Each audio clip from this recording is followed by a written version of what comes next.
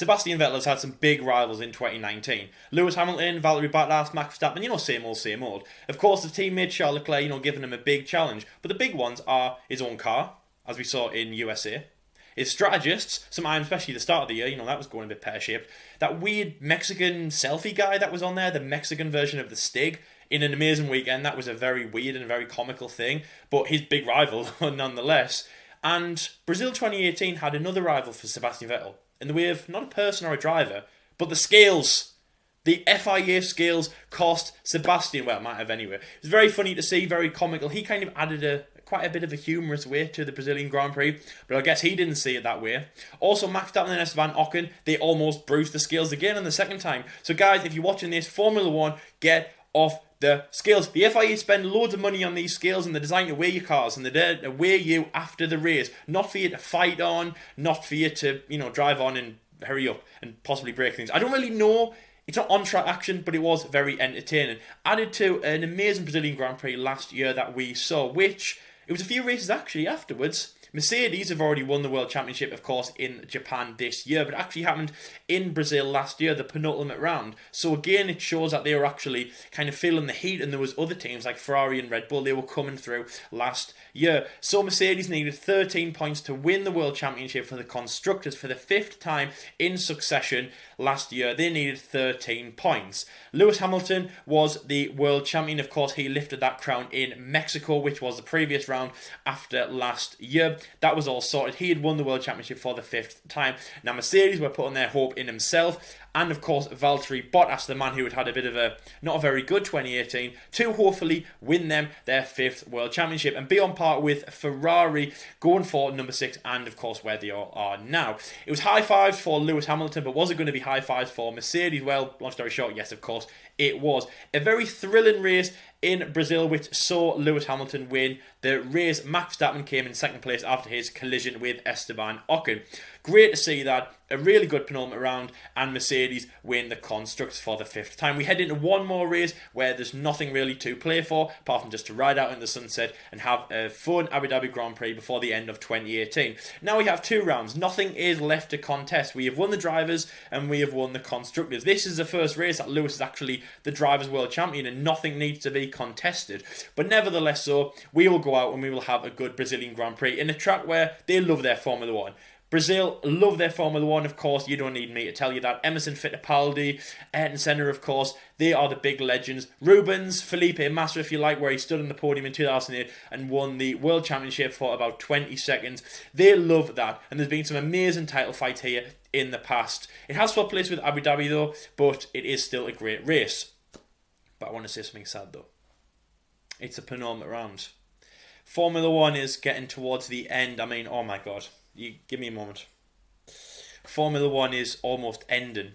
The World Championship is won. The Constructors has won. And Formula 1 has 2 rounds left. It'll fly by. But it has been a great season, though. Amazing. And we have 2 rounds left. So I'm not going to say that anymore. We have 2 rounds left. Let's make them a good one. Before we get into anything else, let's run through the World Championship standings after the US Grand Prix in Austin for the 2019 World Championship. Of course, Lewis Hamilton is the world champion. The first race where he is 381 points. He has secured his 6th World Championship. Only 2 guys in history have done that, himself and the German driver Michael Schumacher.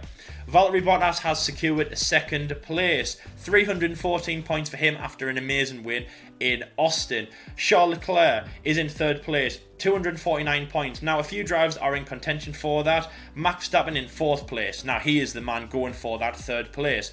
235 points for the young Dutchman. 5th place is Sebastian Vettel with 230 points. A disappointing US Grand Prix, hoping to get 3rd place back. 6th place is a very impressive and newly signed to Red Bull for 2020 driver Alexander Albon. 84 points. A big gap between himself and Seb, but nevertheless a good result from him. 7 races in with Red Bull, this will be his 8th. Carlos Sainz is in 7th place, 80 points. A great result from him. Definitely contender for driver of the season. Toro Rosso driver, again newly signed, Pierre Gasly, is in 8th place with 77 points. The Honey Badger is in 9th place with 46 points. And rounding off the top 10 is Sergio Perez, 44 points for him.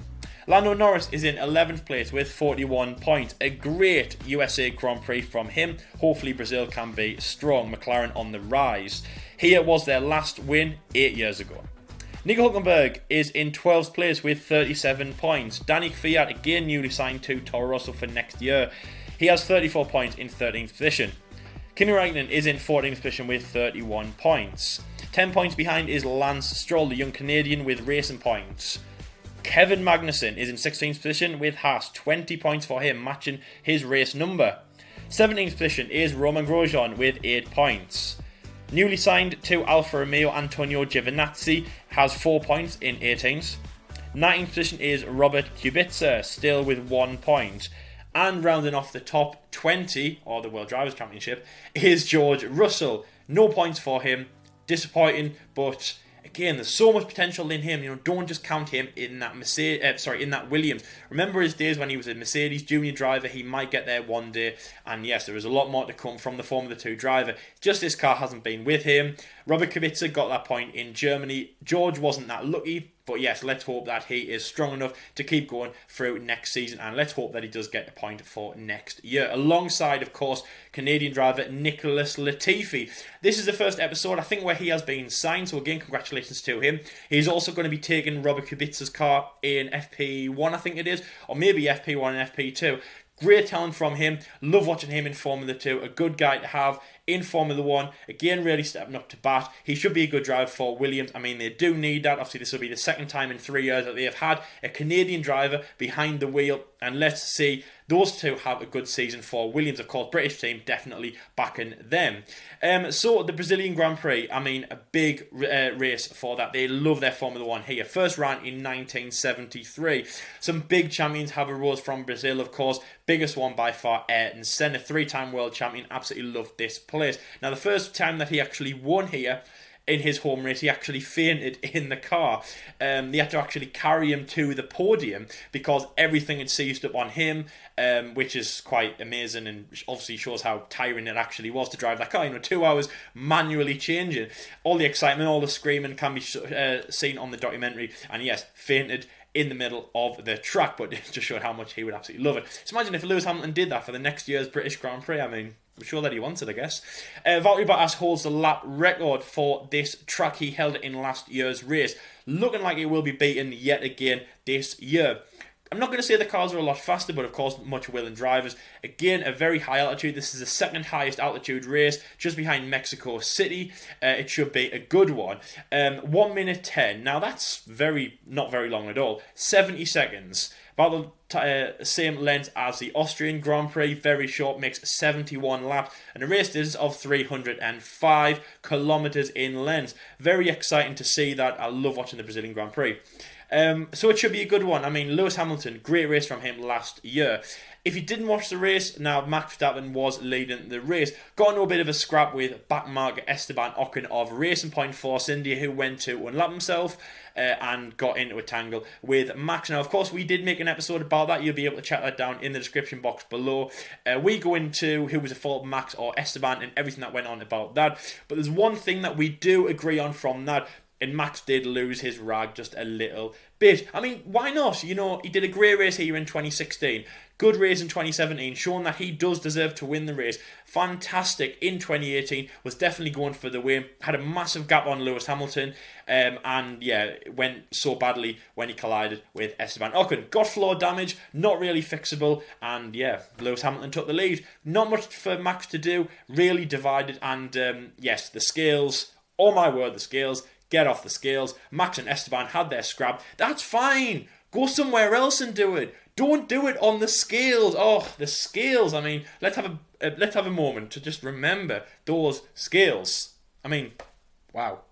I mean, 2018 was amazing, but there's nothing like the scales. The scales. Wow. I hope Sebastian Vettel gets called in again and Max does step foot on them. There's no Esteban, so maybe there'll be a repeat of that in 2020. Anyway, let's get into the predictions, of course. Now, An amazing race in the USA. It made it a very hard race to actually decide on, where everyone was going to be going and what actually was going to be happening. But in third place, I'm going to be going for Alexander Albon. He is newly signed with Red Bull Racing for 2020. There's been a real three-way battle, or a three-way battle that was thought upon between Fiat, between Gasly, and of course between Albon. Three drivers who have held the Red Bull seat. Gasly didn't do very well. Best finish for him was 4th place in the British Grand Prix.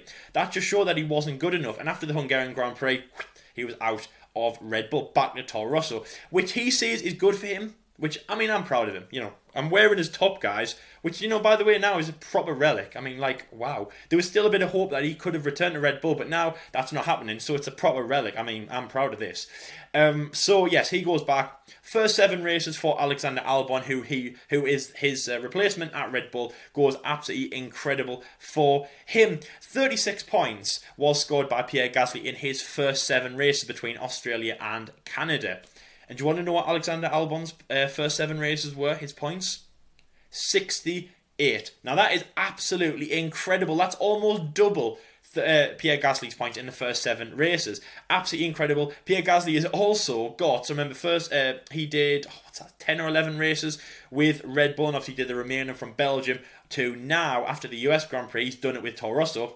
Overall, Pierre Gasly actually only has 63 points. So there we go, Alexander Albon, scrap his first Toro Rosso races if you want. Alex Albon has actually outscored him in the races that he's done with Red Bull. I mean, wow, that is absolutely incredible. It just showed, though, this morning, the last few days, that, he was signed by Christian Horner again, because that's the talent that Alex Albon is bringing to Red Bull. Absolutely incredible. Loved that. Danny Kvyat, not really considered, but, not a really standout year from him. At the start of the year, when it was, Pierre Gasly had gone up to bat, Danny was left behind. It was thinking, Danny Kvyat, right, get your results out. You can get back to that seat. It slipped a little bit. Then the 3-way fight came back on. Danny Kvyat started doing good results. I remember Italy was a very strong, ferocious drive from him. It's now gone backwards. He's not really in the fight anymore, but obviously that has really been put to bed now. Alexander Albon has been signed to Red Bull for 2020. His first proper season, and to me it does feel like the battle for training places or whatever has now been put to bed. Toro Rosso was also signed their 2 drivers, so of course Kvyat and Gasly will stay at Red Bull. Max Verstappen has a teammate who now is going to do 2 things. It's going to, 1, challenge him, which of course he definitely wants because Max, needs a challenge. Second thing is also going to help himself and Red Bull get the results, because Max wants to win the championship in 2020, of course. And he definitely needs a teammate to get him there, because nobody's won the championship with their team finishing in P4 or whatever. It's normally been like a P1 or a P2 challenge, and of course that's what they want. Albon and Verstappen getting the results together, I have really no doubt that they're going to challenge, if not win, the Constructors. I mean, yes, Mercedes will be on fire. Possibly Red Bull will target P2, beating the Ferraris, but as I say, with those 2 drivers, it's definitely looking very, very good that they can do that. So I'm very excited to see what Albon can do, signed for next year with no security. And it will be, next July, we'll actually get to the point where we'll say, do you know what, Albon, we're actually now kind of completed a full year. So that's quite exciting to do. But back to this race. Of course, he didn't do last year's race in Brazil, but of course he did the US Grand Prix, which he did a very, very strong race in that race. 5th place. Now, he collided with Carlos Sainz and Sebastian Vettel on lap 1, getting some minor damage, I think, to his floor. Pushed back through the grid, but managed to do an absolutely incredible drive. He wasn't voted mine or Jordan's driver of the day, but I think he might have won overall driver of the day, I think. But as I say, nevertheless, incredible from him. 5th place, really strong, really, really strong. I mean, I love drivers that come through the grid, and yeah, Alex Albon was absolutely no exception. His teammate Max Verstappen, of course, amazing from him, 3rd place, and that is who I'm going to be putting in 2nd place for my race. Yes, Max, I mean, wow, what a great race from him in the USA. Lewis Hamilton was definitely targeting him. It was really unlucky, about the Kevin Magnussen bringing out the yellow flags towards the end of the race, that Max, couldn't go for Lewis. But as I say, I mean, nothing really to fall from Max.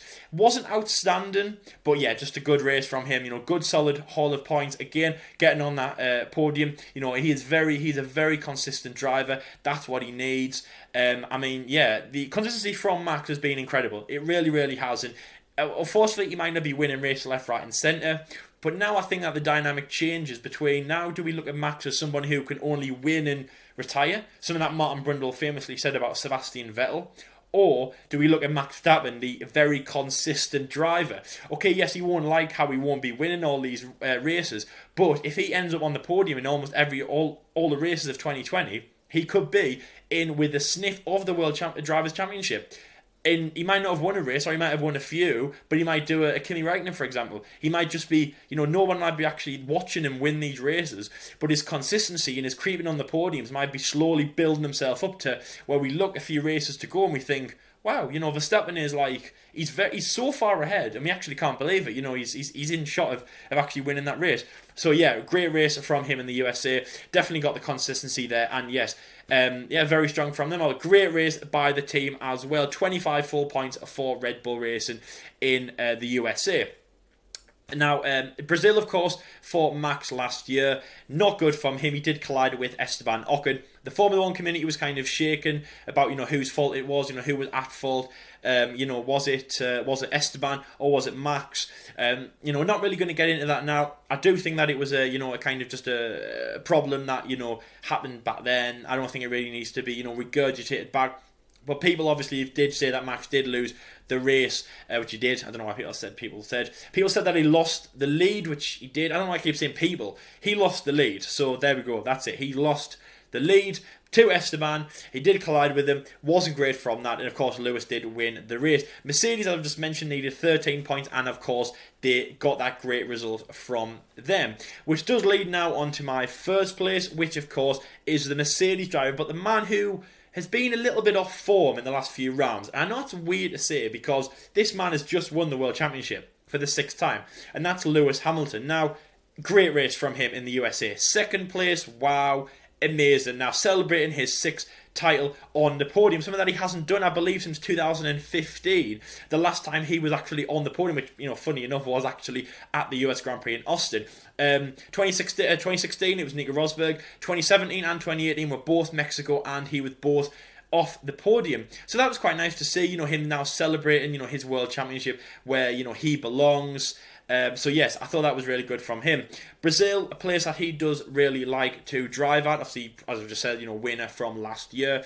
I do think that he will get back there to win in ways. Toto Wolff is going to be absent for the race, which isn't going to be great. But, I mean, he's living off the high of being a 6-time world champion. This is his first race as a 6-time world champion.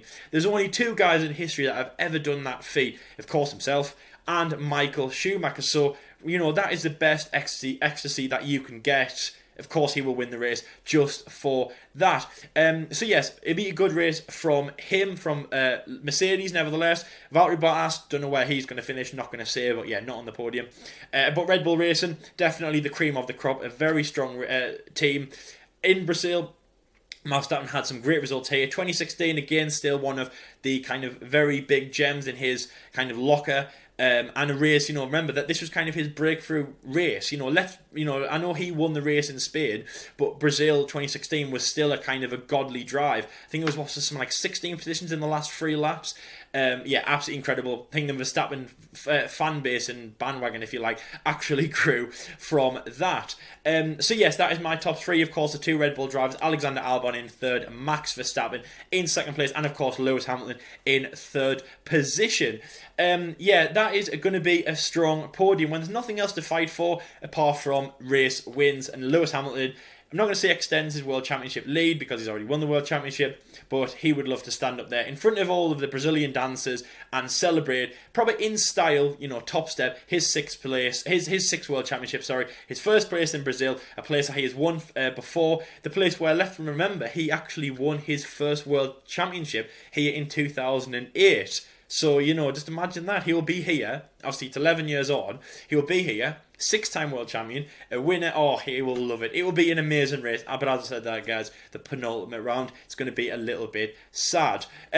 So definitely Red Bull are one of my teams to watch. Also, team to watch, I think, is Toro Rosso. Now, last year they had a very scrappy race. Now, they were fighting over the dead positions, really. They were both out of the points, Brendan Hartley and Pierre Gasly. Brendan Hartley, actually, a bit of a, wow, can't even saying his name. He's just so out of there. It's going to be like Nico Hülkenberg next year, just not in Formula 1. Not in.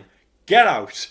No, Brendan Hartley, what a gem. So those two drivers kind of fighting over. There was, team orders kind of playing into battle. Pierre Gasly was in front of Brendan when the team, I think it was Franz Tost and some people behind the scenes, were, wanting to switch the positions. Multi 11, 12, if you like, or 12, 13, whatever. It was a bit of a weird thing to see. They weren't fighting over positions. I even remember Brendan Hartley got on and said, what's the point? Sorry, Pierre Gasly even got on the radio and said, what's the point in even switching us around? We're not fighting for the win. We're not even we're fighting for minimal points, but it's just really no point. They were battling Carlos Sainz in the Renault, I believe. Nothing really to watch from them. Red Bull, though, great race from them. Daniel Ricciardo, fantastic result from him. Not really as strong as Max Verstappen, but again, good third place. Battling Kimi Räikkönen in the Ferrari, who, let's remember, again, he had a very strong Brazilian Grand Prix last year. He was on the podium and obviously famously did the, while all the Brazilian Macarena girls were dancing around, he just drank champagne and, did Kimi. You do you, bro. That's fine. Unfortunately, he won't be there anymore. He won't be there on the podium, unfortunately, unless a lot of bad things happen in the race. But yes, he will always have that to remember. So Daniel Ricciardo, good race from him. Max Verstappen, though, incredible last year. Toro Rosso, I'm expecting some good things from this year. I'm expecting some good things. They have both just signed their drivers for next year. Danny Kvyat, Pierre Gasly, there's nothing to fight about anymore. Red Bull, the 2021 seat is still there, but the 2020 seat is gone. So just drive, heads down, and we all know that that's your focus at the end of the year. So just drive like you want that. And you're not a Red Bull Junior team anymore. Or I know that's not what you're aiming for. That's not your image anymore. But drive like you want to help the team. You want to do well. You want to stay in Formula 1. And mark my words, guys, Toro Rosso are going to be an amazing team next year. Two drivers who, get Red Bull out, get Red Bull, 1.0 out of your heads. You might be going there next time, but you haven't been there. Let's just pretend you haven't been there.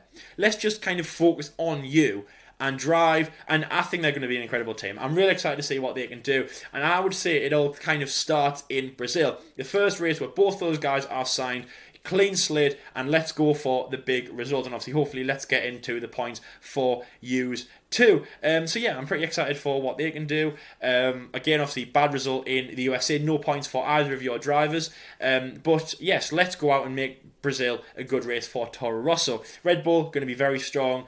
And yes, I'm very excited to see what. So again, as I just said there, that is my podium. Very excited. Leave your predictions, please, in the comments below about your top three. Also, as well, we have a prediction league going, which is run on Twitter. If you haven't got Twitter, go on, please. If you have got Twitter, sorry. If you haven't, what you doing? Go and set up a Twitter account. It's free, I think. Go over to Twitter if you have Twitter account. Follow our show. Obviously, tags will be left in the comment section below. You can enter the prediction league. Just leave your top three either on Twitter, on Facebook, or below this video. Name your top three in order, and of course, you will get points on that if that does happen. You'll be entered into the prediction league, and they're posted every time the race ends. You have until 10 minutes before lights out to comment, and yes, hopefully you will get high in the leaderboard. Now, we've had some crackers. Some people have got the top three in order. Some people just bottom out, but that's the fun about that. As I said, comment underneath your top three and you'll be entered into the league. No subscription is required, even though please subscribe to our channel to do that. And yes, 10 minutes before lights out. If you end after 10 minutes before lights out, you are technically cheating, kind of, because the race might have already started. Because if you say Sebastian Vettel to win the race, and he crashed out on lap 1, then there's no point saying Sebastian Vettel in the top 3, is there? And if you change it, you're not a maverick, you're a cheat. No, I'm just joking. Yes, 10 minutes before lights out. If it's 9 minutes before lights out, you're out, you don't enter, but you may still be charged. Great thing to do. We've run that since Belgium, so yes, just leave it down in the comment section below. And yes, that was my top three. Let's head over to Jordan and let's see what his top three are and his teams to watch for the Brazilian Grand Prix. So my top three then for the Brazilian Grand Prix. In third place, I'm going to go with Valtteri Bottas. Now, Valtteri Bottas did a brilliant Grand Prix last time out in the US of A. Good, solid job. That's what he needed to do. He's been on a bit of good run of form recently. I think 6 out of the last 7 races he's finished on the podium, with that race in Singapore being the only race in that duration where he hasn't finished on the podium. So he's doing a really good job. Of course, he's lost out in the World Championship. Commiserations. However, he has got second place in the bag. Nobody can beat him to that. So good job from Valtteri Bottas in that sense. You know, that's his best ever finish in Formula One.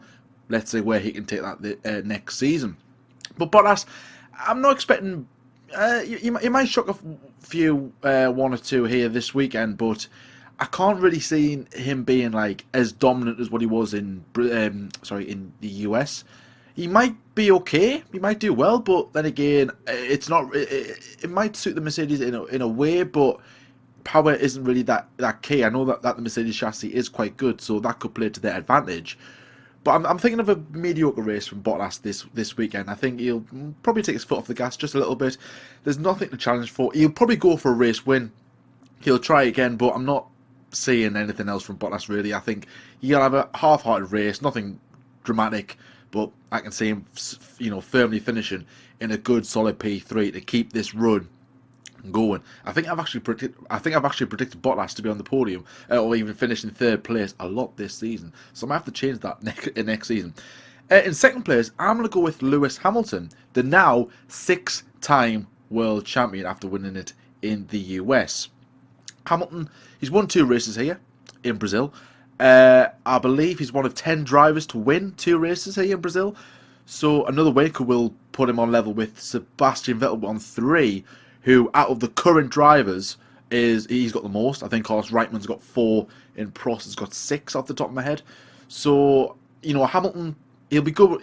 Like I said, he'll be good for another win in Brazil because his idol Ayrton Senna, of course, being Brazilian. Hamilton has won 2 here, so is Senna in 91, 93. So good from Senna, of course, good from Hamilton if he can win here. And Hamilton's a race winner, and he knows that he can beat Schumacher's 91. So to narrow the gap, I think the closest he can get is 6 this season to if he wins the next 2 here in Brazil and Abu Dhabi next time out. So again, he'll be going for the race win because he'll want to win as many races as he can. I think he'll hit over 400 if he does win this weekend. I could be wrong, but I think he will. And if he does do that, I believe he'll become the second ever driver to hit over 400 in a season. I could be wrong with that, but I'm sure Hamilton was the only one to finish over 400 last year or the year before, I believe. And I was actually quite surprised at that stat because I thought someone had already done that, like Schumacher or maybe not Schumacher, but I thought Vettel did in 2013. But yeah, again, if he does that, again, brilliant from Lewis Hamilton. I think that'll be 2 years in a row he would have gotten over 400 points in a single season. So solid job from him. So like I said, he'll do well here. But however, I do think that the driver who will finish in first place will just be that little bit stronger. And that is, of course, is Max Verstappen. Now, cast your mind back to a year ago. Max Verstappen nearly won this Grand Prix. However, got tangled up when he was battling with the lapped car of Esteban Ocon in the former Force India last season. It proved to be a very dramatic end to the race. I think Verstappen obviously spun by the collision. He didn't lose. He obviously didn't retire. He finished second. He finished in second place. Hamilton won the Grand Prix. Verstappen should have won that Grand Prix, but hey, that's racing, isn't it? That caused a bit of stir in Parc Fermé when Ocon and Verstappen almost went to battle at each other. On a side note, you've probably seen this week of the big boxing match that took place last weekend between KSI and Logan Paul, or was it Jake Paul? I can't remember. I don't take interest, but if I could ever see a grudge match in Formula One between two guys who want to box each other, I think those two. Maybe not those two, but I just thought that because of what happened last year, but nevertheless. So, and Verstappen, of course, if you remember, back in 2016, had that amazing drive in the wet. I think he went from 15th to 4th or something like that, or 15th to 3rd in 10 laps or whatever it was. It was something really, really incredible. And for me, that was probably Verstappen's best ever drive, you could say. I don't know about that one, but I remember watching that Grand Prix thinking, wow, that for me just put Verstappen on in another level. I think that cemented where I was like, yeah, I am a fan of this guy. I know I did overreact in Spain, but that for me was probably I do like Verstappen. I think he'll win this weekend. Like I said, power isn't really key in Brazil, so Red Bull with their chassis might play might play to their advantage. Hopefully, I want Albon to be on the podium. Of course, this week confirmed that he will be there next season. So good news and congratulations to Alex Albon. Sign off with his first podium. Who knows? Let's see how it goes. So that's my top three: Valtteri Bottas, Lewis Hamilton, and Max Verstappen. So Lyle was on about earlier about Red Bull and Toro Rosso. Now I'm going to talk about Ferrari-ish in a way. I'm just going to discuss Ferrari and Haas as like a ones to watch and ones to keep an eye out for. Now I'll start with Ferrari because this weekend marks Sebastian Vettel's 100th Grand Prix start as a Formula 1 driver for Ferrari. I know a lot of people were confused as to like, well, hang on a minute, he did start in Australia 2015 with Ferrari, the same time Verstappen and Sainz made their debuts. However, Vettel's got his 100th race for Ferrari after those. It's because in Bahrain 2016, his engine blew up on the way to the grid on his formation lap. And of course, he was counted as an entry, but it wasn't a start. So obviously this weekend will be his 100th Grand Prix start for Ferrari, if he does make it to the grid, of course. No guarantee in that.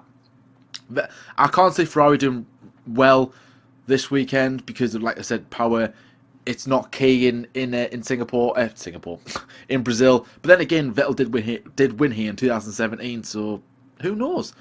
What do I know? What do I know about Formula One? I'm just obviously guessing here, but and of course the whole fuel flow thing that's kicking up a bit of a stir in the Formula One paddock in the past couple of weeks. If Ferrari don't perform well this weekend, and even more so in Abu Dhabi, then the fire is just going to keep on burning and burning and burning right until next season, and let's see how that pans out. And also as well, just on the subject of Ferrari, you probably do know, but if you don't, Charles Leclerc will be taking a grid penalty this weekend for changing his engine. If you remember back in FP3 in the US of A, I keep saying US of A and I don't know why. In the USA, in Austin, his engine blew up in third practice session, which of course meant he just made the cusp to enter into qualifying. But of course, he had an older engine, which maybe that was one of the reasons why he was so down on power. But I'll let you guys argue that in the comment section below. But yeah, I don't know how big the penalty is. As of yet, there's been no confirmation whether it's a 5, 10, 15 or even the back of the grid penalty. Pit lane start, I don't know.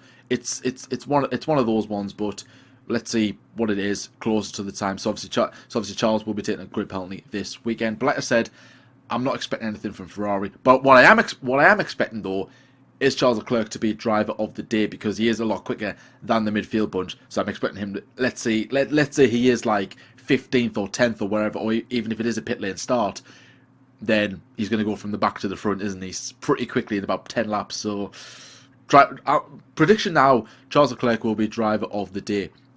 And like I said before, on the subject of Ferrari, I just want to talk about Haas. Now, Haas have had a shocking season, haven't they? They got it all wrong in terms of aero, in terms of reliability with their parts. It just hasn't been a good season for them. Retained both their drivers a few months ago now. A lot of people are still confused as to why Grosjean's still there, but I don't want to give my opinion. Or really, I don't have an opinion on Grosjean. He's just, yeah, he's good, but I don't know. Maybe someone else could be in that seat, but I think this will be his last season in Formula One. Next season, sorry. And K-Mag, he's had a solid year. He's still on 20 points so far, but Haas have had a shocking year. All they want to do is ride the season out. They can still challenge for 8th, but realistically, I think Alfa Romeo have got that place. I think it is tight in that midfield, and of course Haas will be worst of the rest because Williams are in their own league, which is just Williams, which is terrible. So really, Haas finishing 9th would be awful for them after making so good progress last season when they finished in 5th. So big transition there.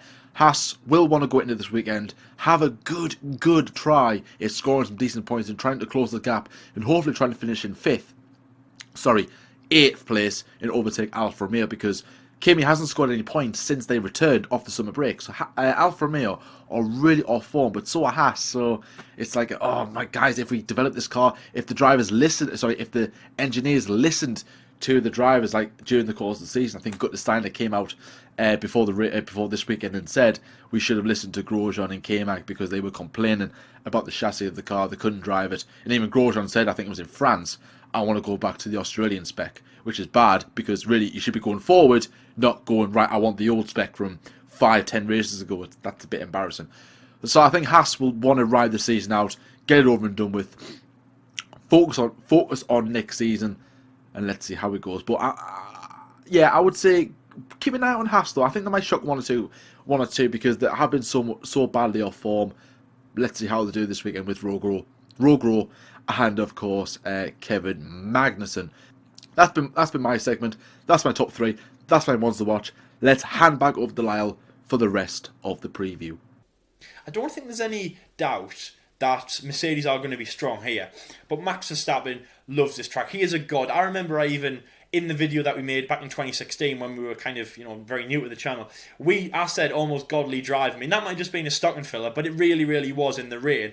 I don't know if there's rain actually forecast for this weekend, but, if there is, I mean, Max will absolutely love that. He's a god in the rain. He's also very good around this track, even in the dry, like it was last year. So, yes, John says he's the race winner, and let's see if that is true. So, yeah, it should be a very good race here in Brazil, penultimate round of the 2019 season. Yeah, bit upsetting really. We only have one round to go after this, which of course is Abu Dhabi. But yes, let's stay tuned for this and make it a good one. So of course we have the review coming out on Sunday. That'll be done by myself after the race. Normally about an hour or an hour and a half if the internet's bad. For the review of the race, so that'll be me. As I say, stay tuned for that. We have a very busy week. So on Friday and on Saturday, of course, we have the debate show, which will be coming out. We will be. This is episode 140. We're going to keep our topic a secret, so yes, stay tuned for that. Friday, tomorrow, is a very big day. Now, as you might have just seen, we have hit 1,000 subscribers. That happened a few weeks ago. In kind of celebration of that, me and Jordan made a thank you video. We made a thank you video where we asked for, what do we do? Do we do a Q&A, things like that? Peter responded with a Q&A and left us some questions, of which we did answer them. So that video will be coming out tomorrow. We do answer, why this channel started and things like that. Also a little bit about our personal lives. So please go and check that out. Subscribe to the channel for, updates about when those videos are going to be coming out. It should be a very good one. Obviously, we are very grateful for that. If you're new to this channel, please like and subscribe. Comment your top three, and of course anything else you'd like to mention about the episode, Brazil, and of course the 2019 season so far. How are the skills going to fare? Should we leave them out? Should we even bring the skills to Brazil? What's going on with the skills, guys? What we're doing here, racing or playing on the skills? And yes, thank you very much for watching this episode, guys, and until next time, we'll see you later.